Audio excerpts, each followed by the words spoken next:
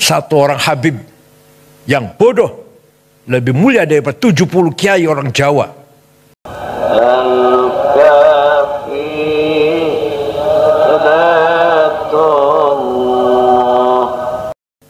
Dunia tengah berubah. Berbagai tren neokolonialisasi bergerak dan berkembang secara masif dengan berbagai pola gerakannya. Virus ideologi radikal, intoleransi, ekstremisme dan terorisme telah berkembang menjadi senjata efektif untuk menghancurkan kedaulatan sebuah negara. Kalau di dunia Islam dimulai dari Arab Spring, Ar-Rabi' al-Arabi, dimulai dari Tunis, kemudian Mesir, Libya, sekarang masih Suriah, dan seterusnya. Insya Allah kalau kita, selama kita masih memperkuat ukhuwah di antara kita, insya Allah Arab Spring gak akan berpengaruh untuk kita semuanya. Kalau toh ada pengaruhnya sedikit. Dengan cara membelokkan narasi sejarah dan kebudayaan, serta melakukan berbagai adu domba, kelompok intoleran dan radikal terorisme terus berusaha merebut masa depan suatu bangsa. Dengan menggunakan diksi-diksi agama yang terdistorsi dan dipolitisasi, serta dengan mengorbankan sentimen atas nama agama. Ideologi radikal, intoleransi, ekstremisme dan terorisme bergerak merekrut dan menghegemoni para pengikutnya baik secara terbuka maupun secara tertutup. Sejak dulu ada, zaman Nabi pun ada, maka turunlah Al-Quran, ayat Al-Quran, wal murjifuna fil madinati la lughriyannaka bihim thumma la yujawirunaka fiha illa qalila. Muhammad, wal murjifuna fil Madinah, orang-orang atau kelompok yang bikin gaduh di Madinah, usir Muhammad. Jangan berkesempatan hidup bersamamu di Madinah. Sekarang kita sedang menyaksikan radikal yang berada terjadi di Bangladesh. Sampai jelas di mata dunia, di depan mata dunia, konflik antara Islam dan Hindu di sana. Presidennya Nyai Hasinah lari terbirit-birit ke India. Sudah terlalu lama juga sih jadi presiden, bosan sudah. Juga kekerasan di Inggris yang selama ini harmonis, beberapa umat Islam menduduki jabatan penting, pernah menjadi wali kota di London, pernah ada dubes Inggris di Indonesia Muslim, namanya siapa? Abdul Azim namanya. Dah periode 5 tahun yang lalu ya. Sekarang sedang bergejolak. Kekerasan terjadi di Inggris, terutama di London, antara umat Islam dan Muslim. Jelas pasti ada yang mengadu domba.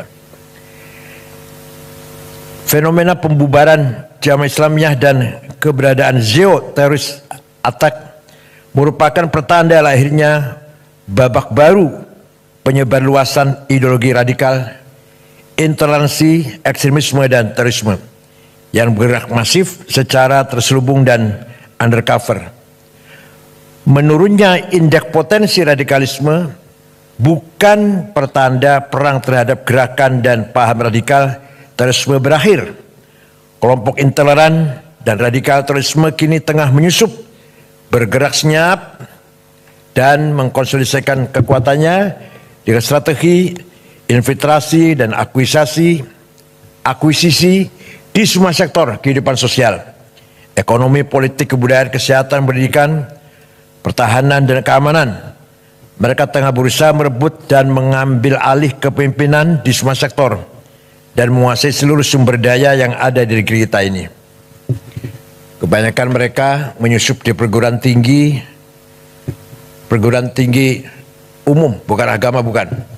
ITB, IPB, ITS, Undip, yang nanti alumninya akan menduduki kedudukan penting di Telkom, PLN, Pertamina. Mereka mengkaji buku namanya Ma'alim fit Thoriq, yang ditulis oleh Said Qutb, yang isinya semua yang datang dari luar Islam masuk golongan atau kategori jahiliyah. Kalau jahiliyah harus kita perangi, termasuk nasionalisme ada jahiliyah, Pancasila jahiliyah, Undang-Undang Dasar 45 jahiliyah, DPR tauhid, pemerintah ini kafir, harus kita perangi. Itu doktrin kelompok tarbiyah yang ada di mana-mana. Bahkan di pengajian-pengajian keluarga, ibu-ibu, istri-istri, polisi, tentara di perumahan-perumahan. Bahkan mereka khutbah di kantor-kantor pemerintah malah isinya mengkafir-kafirkan pemerintah. Padahal khutbahnya di BUMN padahal.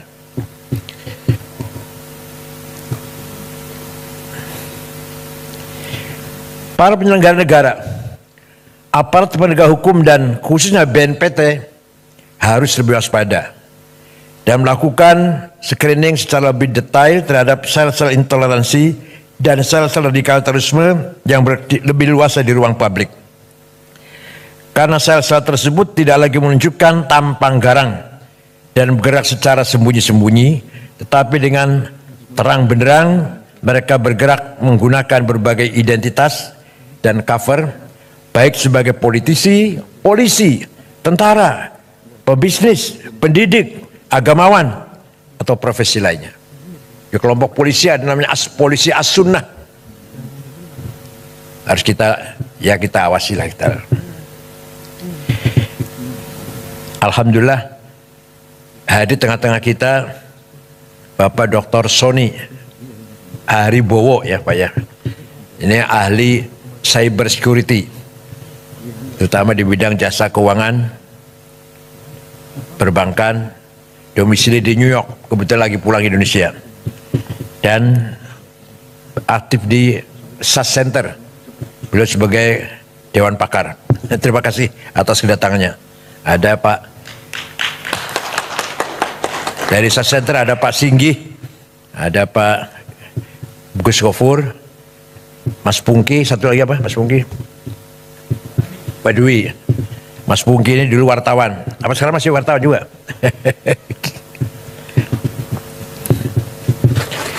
Tsunami digital dan lompatan teknologi yang masif menjadikan dunia semakin tanpa batas. Kecepatan informasi yang tidak mudah dibendung menjadi peluang bagi kelompok intoleran dan kelompok radikal terorisme untuk menyebarluaskan paham dan nilai-nilainya secara terbuka dan pengaruhi alam bawah sadar generasi digital.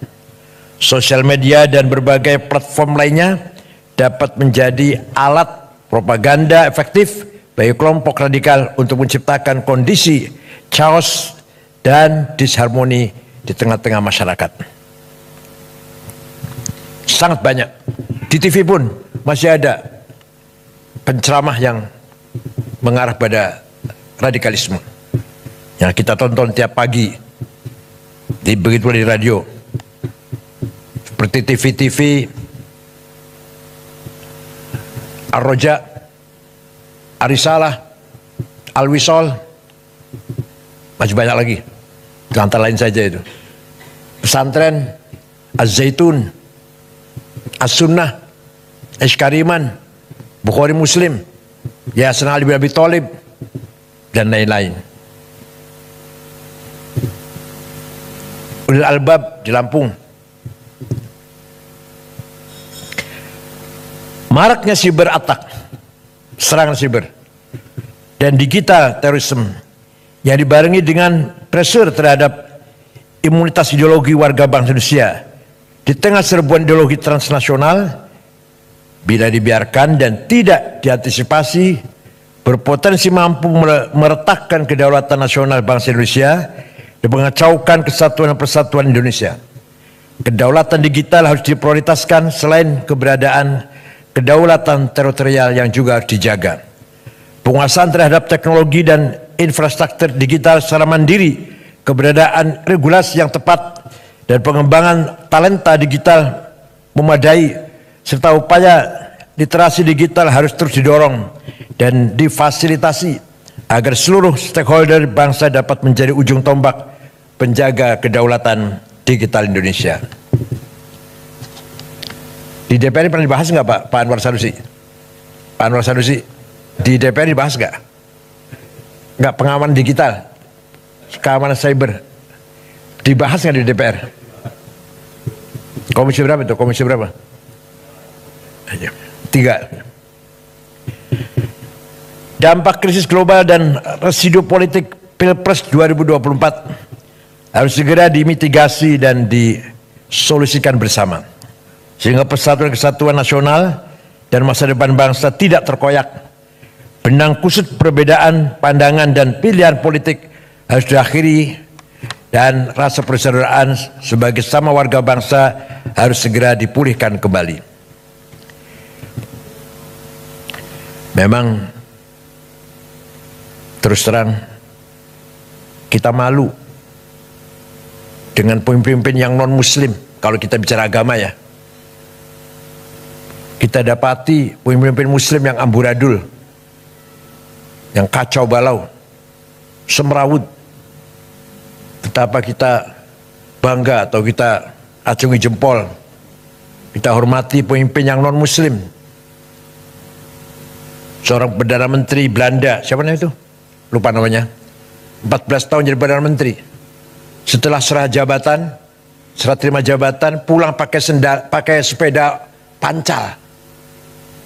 Gak ada pengawal, gak ada yang nganter, pakai sepeda pancal. Mantan Perdana Menteri Belanda. Baru saja serah terima jabatan dari kantor, pulang naik sepeda pancal. Beberapa pejabat yang saya tahu di Australia tanpa pengawal, gubernur tanpa dikawal, saya pernah jumpa. Di kita yang beragama Islam, yang kaya dengan dalil ayat Quran dan hadis, 330 triliun entah kemana itu.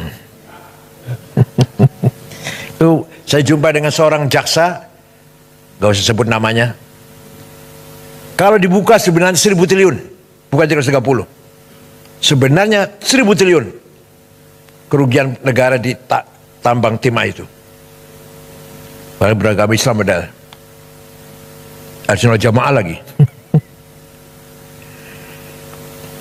Momentum 17 Agustus di depan mata. Maknai kemerdekaan Indonesia harus lebih bisa dimaknai sebagai momentum untuk melakukan refleksi, evaluasi dan menyusun rencana aksi guna mewujudkan cita-cita kemerdekaan Indonesia. Kalau dalam bahasa Arab, muhasabah, introspeksi. Kemudian kalau kita menjumpai kegagalan, mu'atabah, blaming self, jangan nyalakan orang lain. Kemudian ke depan, muraqabah, tetap kita membangun optimis. 17 Agustus adalah momentum mensyukuri nikmat kemerdekaan dengan mengisinya, meningkatkan pelayanan dan pemihakan terhadap nasib dan masa depan rakyat Indonesia. Bukan sekedar perayaan pesta pora yang menghabiskan 87 miliar.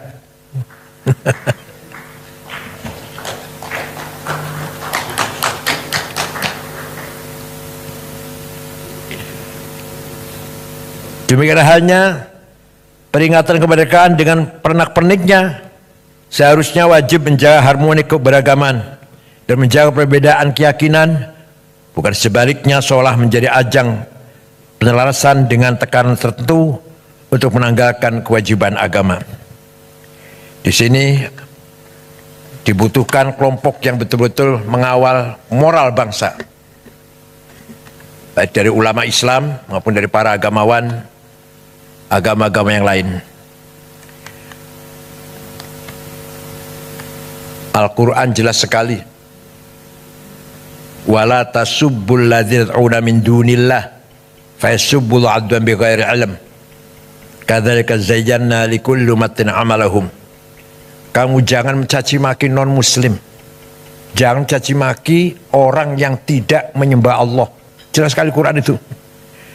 Karena masing-masing kelompok umat mempunyai kebanggaannya masing-masing. Tidak boleh kita saling mencaci maki, harus kita hormati. Wala tasubbul ladzina yad'una min dunillah.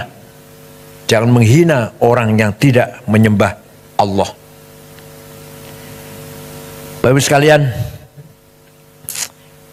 kelompok intoleran dan kelompok radikal terorisme hingga kini masih seringkali memanfaatkan rumah-rumah ibadah, majelis-majelis taklim dan pusat-pusat kegiatan keagamaan di lingkungan pemerintahan, BUMN yang masih terlalu longgar untuk menjadi wahana persemaian ideologi dan penyebarluasan gagasan kekerasan dan anti moderasi agama. Karena di Jakarta itu sholat Jumat sangat banyak, stok khotib kurang. Asal mulanya tuh. Jadi khutbah khotib seadanya. Masjid banyak, kantor-kantor Jumatan, masjid-masjid di masyarakat sangat banyak. Yang mampu khutbah kekurangan. Jadi stok khotib yang kurang. Akhirnya seadanya khotib, asal bisa ngomong. Maka naiklah ke panggung-panggung khutbah Jumat orang-orang yang tidak layak, tidak pantas menyampaikan dakwah Islam dengan sebenarnya.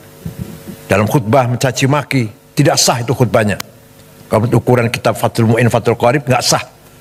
Nyebut nama aja nggak sah. Kalau khutbah mencaci maki orang dengan menyebut nama sudah tidak sah itu.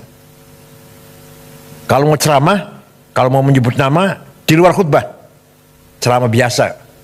Kalau dalam khutbah, 2 khutbah itu mengganti 2 rakaat salat duhur. Sangat suci, sangat sakral khutbah Jumat itu.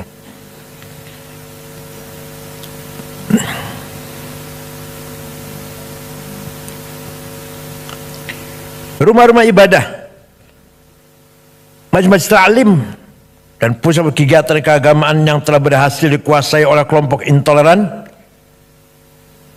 seringkali berubah fungsi dari yang seharusnya menjadi pusat ketaatan dan pusat peradaban yang menyebarluaskan kasih sayang, kemanusiaan dan menggerakkan kemajuan, berubah menjadi pusat penyebarluasan kebencian, kekerasan, konflik dan perpecahan.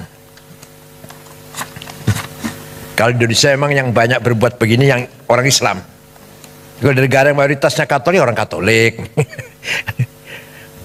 Kalau Indonesia kan mayoritas orang Islam, copetnya orang Islam, yang korupsi orang Islam. Kalau di Filipina ya orang Katolik. Kalau di India ya orang Hindu. Kalau di Cina misalkan, ya Buddha. Kalau di Banyuwangi copetnya orang mana? Ada di Bali copetnya orang mana? Orang Banyuwangi sih, Islam juga.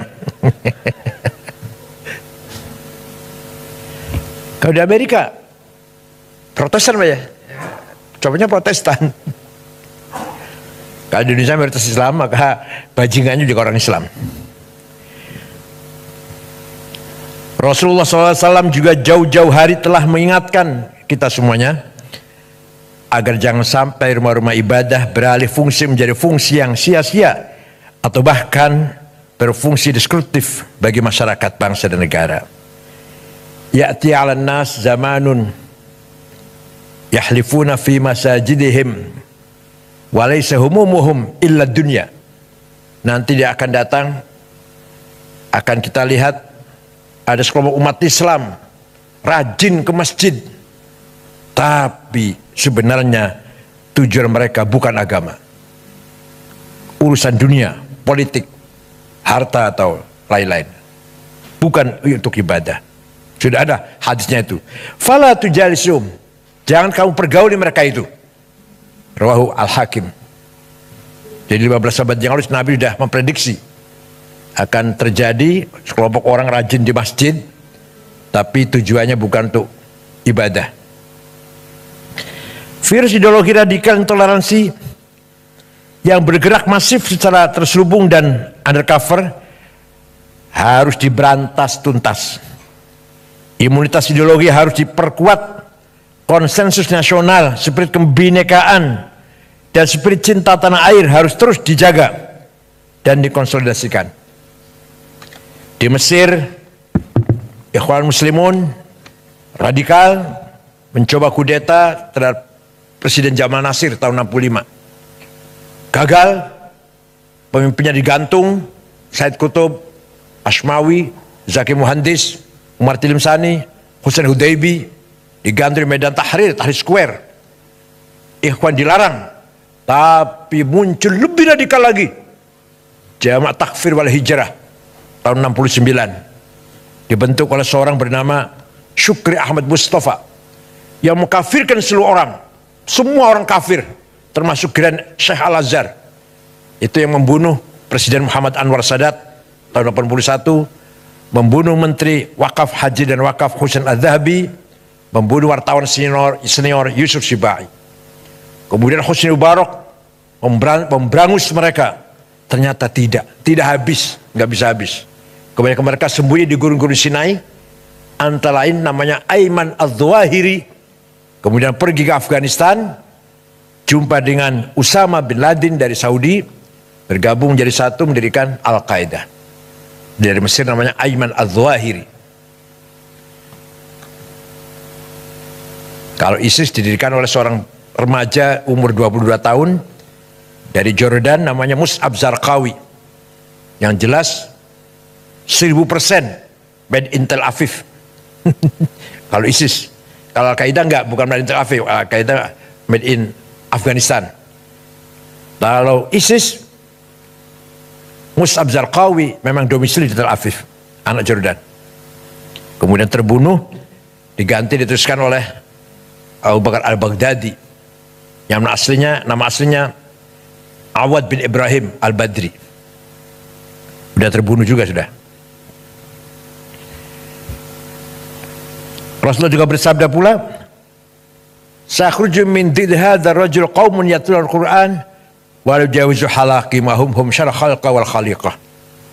Akan muncul dari umatku orang yang membaca Quran tapi tidak melewati tenggorokannya, artinya tidak paham. Letterlek, hitam putih. Mereka adalah syarh khalqi, sejelek-jelek manusia, wal khaliqah, bahkan lebih jelek daripada binatang. Lastu minhum wa laysu minna. Saya tidak termasuk mereka, mereka tidak termasuk golonganku. Rawahu Muslim.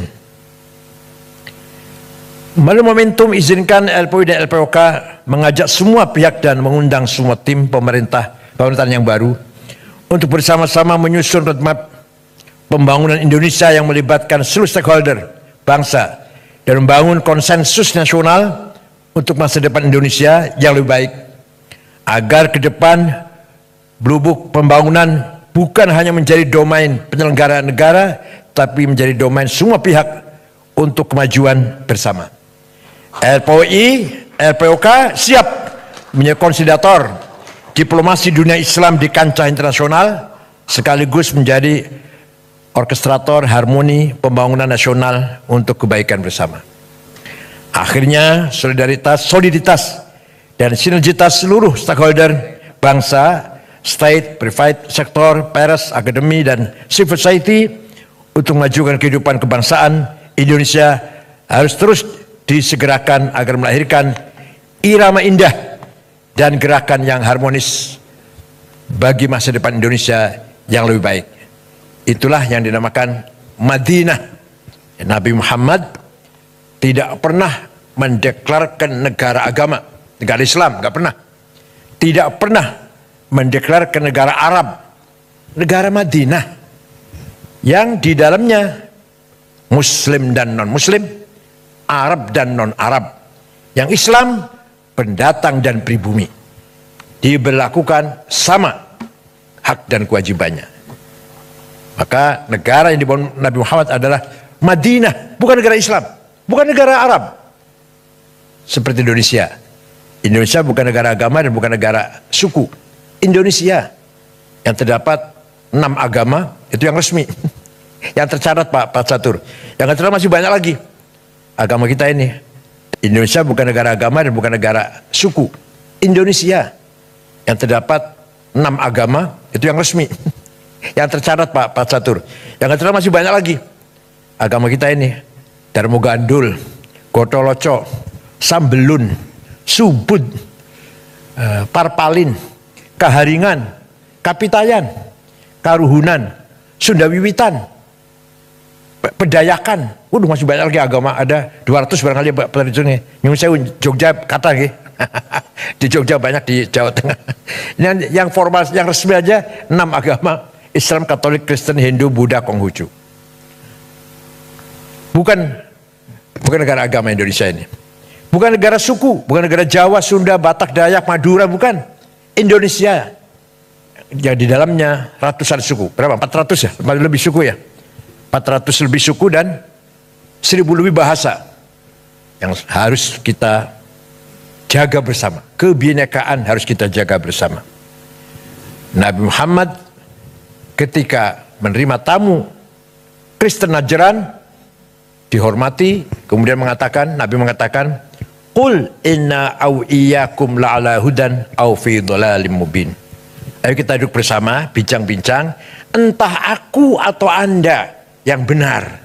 Coba, gak mengatakan saya benar kamu salah goblok, enggak gitu, enggak. Ini orang yang mengaku keturunannya ini, mulutnya kotor banget, padahal ngakunya keturunannya Nabi Muhammad. Nabi dulu, mari kita duduk bersama, ayo kita bincang-bincang. Inna kami au iyakum atau Anda, atau inna au iyakum kami atau Anda la'ala hudan yang benar, au fi dhalalim bin atau yang tidak benar. Ayo kita ngomong-ngomong. Itulah sikap Nabi Muhammad ketika menerima tamu Nasrani Najran. Dan ketika Raja Ethiopia Najasyi meninggal dunia beragama ortodok, Nabi Muhammad salat gaib, mengajak para sahabatnya salat gaib, menyalati kematian Raja Ethiopia yang ortodok. Ketika ada jenazah lewat, Nabi berdiri. Sahabat mengasih tahu, itu jenazah Yahudi Rasulullah. Iya, saya tahu. Itu yang lewatnya jenazah Yahudi, saya tahu. Tapi mari kita hormati orang yang akan menghadap Tuhan. Itulah contoh-contoh yang sangat luar biasa dari akhlak yang mulia dari Rasulullah SAW. Kenapa kita umatnya amburadul, carut marut, gak karu-karuan. Terutama di Indonesia ini, yang jauh dari nilai-nilai akhlak Rasulullah SAW, bahkan yang mengaku keturunannya mulutnya kotor, caci maki sana sini. Saya mengatakan satu orang Habib yang bodoh lebih mulia daripada 70 kiai orang Jawa. Itu kan ngomong nggak benar itu. Habib walaupun zina, walaupun minum arak, pasti masuk surga. Ini walhasil mereka ini menganggap diri mereka super. Kiai-kiai Jawa yang bukan Habib di bawah mereka.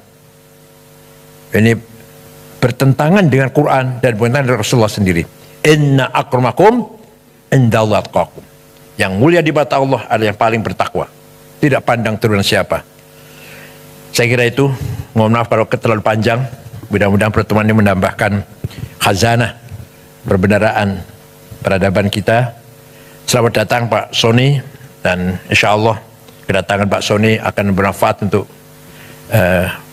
kemajuan LPUI dan LPOK. Terima kasih. Syukran wa dumtum fil khairi barakati wan najah. Ini beberapa orang belum datang Pak Sony. Ada dari Al-Irsyad masih berobat di dokter Kiai siapa namanya? Abdullah Zaidi. Dari Wasliyah Profesor Yusnar masih di jalan dari Bogor. Yang lain belum datang siapa lagi? Dari Syarikat Islam. Ustaz Halif ya, belum datang, belum kelihatan. Syukran wa dumtum fil khairi barakati wan najah. Wallahu a'lam. Wassalamualaikum warahmatullahi wabarakatuh.